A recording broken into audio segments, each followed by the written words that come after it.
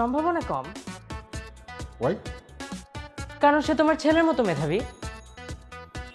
ওকে, কি করে তুমি এই জাজমেন্টে পৌঁছলে, মানে কি দেখে মনে হলো তার? আচ্ছা, ওয়ের গুড, অল ক্লিয়ার, ডান, যাচ্ছি, বাই বাই। বেশি এক্সাইটেড মনে হচ্ছে। তোমার সময়ের কি অবস্থা? এই তো বাবা 5:47। ওই সময় না, তুমি যে সময় চেয়েছিলে সে সময়ের কি অবস্থা?